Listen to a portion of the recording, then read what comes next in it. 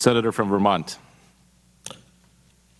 Mr. President, before I begin discussing the war in Iraq, I want to say a few words about another issue that is perhaps even more important, and that is the constitutional issues at the very heart of this entire debate. But let me be very frank. I am not a great fan of the Bush administration, and of the many grave concerns that I have about President Bush and his actions. At the top of that list is that the President seems not to understand what the Constitution of the United States is all about. Whether it is the consistent attack on our constitutional rights, which his administration has pursued for a number of years, or his quote-unquote signing statements, which attempt to circumvent legislation passed by Congress, the President appears to believe that he can do whatever he wants, whenever he wants to. And that, in my view, is not what the United States of America is all about, and it is not what our Constitution provides for. In that regard, I want to inform my colleagues in the Senate that I have just introduced a resolution similar to the one introduced by Congressman DeFazio in the House that makes it very clear that the President does not have the constitutional authority to start a war against Iran without the express authority of the U.S. Congress. There are many people in my state of Vermont, and there are people all over this country who are deeply worried that the President may take us into a war in Iran, and that he is currently laying the groundwork for that war in exactly the same way that he led us into the war in Iraq. So let me be very clear. If President Bush were to start a war in Iran without receiving the authority to do so from Congress, he would not only be creating, in my view, an international disaster, but he would also be creating a major constitutional crisis.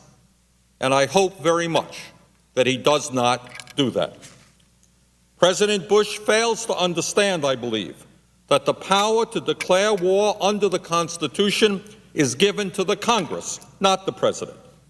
My resolution, S-Con Res 13, is very simple and states clearly that it is, quote, the sense of Congress that the President should not initiate military action against Iran without first obtaining authorization from Congress, end of quote. I hope my colleagues will give strong support to this resolution. Mr. President, in my home state of Vermont and all across this nation, the American people are increasingly concerned about the war in Iraq. As others have stated more eloquently than I, the American people want real debate here in Washington, here in the Senate, on this issue that is worrying people all across our nation. More importantly, not only do they want debate, they want action, and they want action now. Frankly, I have a hard time understanding why some of my colleagues would try, through parliamentary maneuvers, to prevent a vote on what is at best a very modest proposal. This issue is not complicated in terms of what will be taking place tomorrow on this floor. And it seems to me that if you support President Bush's escalation of the war in Iraq, and there are many who do, then vote against the resolution. That's your right. On the other hand, if you don't believe that an escalation of this war is a sensible idea, and I certainly don't, then vote for the Reid resolution. But at the very least, there should be a vote let the American people know how we stand. Mr. President, let me be very clear in giving you my perspective on this war. In my view, President Bush's war in Iraq has been a disaster. It's a war that we were misled into, and a war that many of us believed we never should have gotten into in the first place, and a war that I voted against as a member of the House. This is a war that the administration was unprepared to fight. The administration has shown little understanding of the enemy or the historical context in which we found ourselves. Who will ever forget President Bush declaring mission accomplished aboard the aircraft carrier Abraham Lincoln, when in fact the mission had barely begun? Who will forget Vice President Cheney telling us that the insurgency was in its quote-unquote last throes just before some of the bloodiest months of the war? Who will forget those Bush advisors who predicted that the war would be a cakewalk, nothing to worry about, and that we would be greeted in Iraq as liberators? Mr. President, this war in Iraq has come at a very, very high price in so many ways. This is a war that has cost us terribly in American blood. As of today, we have lost over 3,100 brave American soldiers, and in my own small state of Vermont, we have lost 25.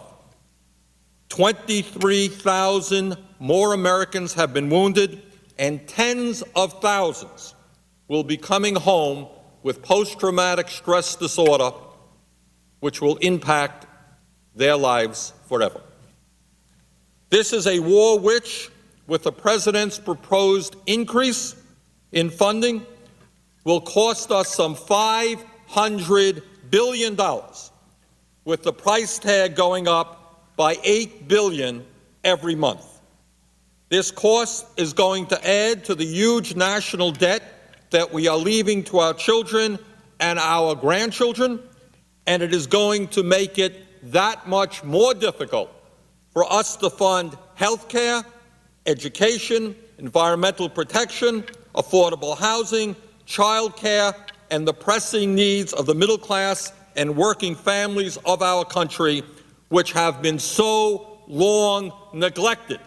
Yes, for more military spending, no for the needs of ordinary Americans who are struggling so hard to keep their heads above water. And, Mr. President, this increased expense for the war will make it that much harder for us to fund the needs of our veterans, whose numbers are increasing as a result of this war. Mr. President, this is a war which has caused unimaginable horror for the people of Iraq. People who have suffered so long under the brutality of the Saddam Hussein dictatorship are suffering even more today. There are estimates that hundreds of thousands of Iraqis have been killed or wounded, and almost 2 million have been forced to flee their own country, some 8% of their entire population. While civil war tears neighborhoods apart, children are without schools, people are without electricity, health care, and other basic necessities of life. The doctors and nurses, teachers and administrators who have provided the professional infrastructure for the people of Iraq are now long gone. Mr. President, this is a war which has lowered our standing in the international community to an all-time low in our lifetimes, with leaders in democratic countries hesitant to work with us because of the lack of respect their citizens have for our president. Longtime friends and allies are simply wondering what is going on in the United States of America, that great country. This is a war which has stretched both our active duty military to the breaking point, as well as our National Guard and reserve forces. Morale in the military is low, and this war will have lasting impact on the future recruitment, retention, and readiness of our nation's armed forces. This is a war, Mr. President, which has in many respects lowered our capability to effectively fight the very serious threats of international terrorism and Islamic extremism. 5 years after the horrific attacks of 9/11, Osama bin Laden remains free. Using the presence of U.S. troops in Iraq as their rallying cry, al-Qaeda's strength around the world continues to grow, and currently the situation in Afghanistan is becoming more and more difficult. Mr. President, tragically, this administration has refused to listen to the American people who in this last election made it very clear that they want a new direction in Iraq and that they want this war wound down. This administration has refused to listen to the thoughtful suggestions of the bipartisan Iraq study group, which included 2 former secretaries of state, including President Bush's own father's Secretary of State, as well as a former presidential chief of staff and a former Secretary of Defense, that it was time for a change of direction. The President didn't listen to them. This administration has refused to listen to the advice of our military leaders in Iraq, who told us that increasing troops from the United States would make it easier for the Iraqi government and military to avoid their political and military responsibilities. The more troops that come in, the easier it is for the Iraqi government to avoid making the political compromises and the tough choices that they have got to make. This administration has refused to listen to the Iraqi people, who, according to a number of polls, tell us very strongly that they believe that in the midst of all of the chaos and horror taking place in Iraq today, the Iraqi people say that they would be safer and more secure if our troops left their country. In fact, this administration has tragically refused to listen to anybody except that same shrinking inner circle led by Vice President Cheney, who have been consistently wrong from day one.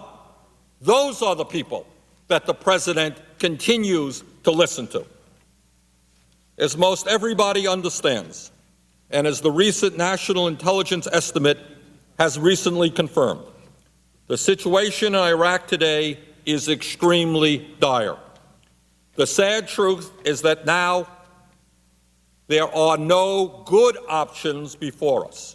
There are simply less bad options. In Iraq today, according to Secretary of Defense Bob Gates, there are now at least 4 separate wars being fought. 4 separate wars that our soldiers, who have fought with incredible bravery and skill, now find themselves in the middle of. Let me quote Secretary Gates, who has recently stated, and I quote, "I believe there are essentially 4 wars going on in Iraq. One is Shia on Shia, principally in the south. The second is sectarian conflict, principally in Baghdad, but not solely. Third is the insurgency, and fourth is al-Qaeda." End of quote from Secretary of Defense Gates. Mr. President, the reality today, as described by the Secretary of Defense, has nothing to do with why President Bush got us into this war in the first place. In March of 2002, he told us that Iraq had weapons of mass destruction and that they were poised to use them against us. That was not true and certainly has no relevance to the war today. In 2002, he told us that Iraq was somehow linked to al-Qaeda and bore some responsibility for the horrific 9/11 attack against our country. That also turned out not to be true and certainly has no relevance today to the situation in which we find ourselves. Mr. President, in the 2006 elections, the American people, in a loud and unmistakable voice, told us that they no longer had confidence in the Bush administration's handling of the war in Iraq. In my view, they told us that they wanted Congress to begin asserting its constitutional authority over this war, and that they wanted us to rein this administration in. Most importantly, they told us that they wanted us to begin the process of bringing our troops home as soon as possible. And as Vermont Senator, that is exactly the effort I intend to make. In my view, the Reid resolution before us is but a small step, a small first step at moving us forward. If it is passed, and I hope it will, it must be followed with much stronger legislation that has real teeth in it. That is what the American people want. I have co-sponsored legislation introduced by Senator Kennedy that would prohibit the use of funds for an escalation of United States military forces without a specific new authorization from the Congress. A prohibition also included in legislation introduced by Senator Obama, whose bill I also support. Instead of just voicing our disapproval of President Bush's escalation of the war in a non-binding manner, we should now be considering legislation that provides for the safe and orderly redeployment of virtually all of our troops out of Iraq within the next year, even as we continue to give support to the Iraq government and their military for the purpose of helping them accept their political and military responsibilities. That is the legislation that we should be passing. Senator Feingold has introduced legislation requiring our troops to be redeployed from Iraq within 6 months of passage of the bill. Senator Obama has introduced similar legislation requiring that our troops be redeployed starting this May. Mr. President, in my view, while I will vote for the Reid resolution tomorrow, and while I think it is terribly important that we bring together a bipartisan effort to tell the President that this escalation is wrong, the bottom line is that we must go forward well beyond that, and we must do that in the near future. We must exercise the constitutional responsibility we have over the power of the purse. Mr. President, we are mired in a war that has now gone on longer than any American involvement, in either the First World War or the Second World War. We will spend more money on this war in real dollars than we spent on either the Korean War or the Vietnam War. Our standing in the international community has declined, and our ability to combat international terrorism has been seriously compromised. Mr. President, it is time to say no to this ill-conceived escalation. It is time to deploy our troops out of harm's way. It is time to end this war and to bring our troops home as soon as we possibly can.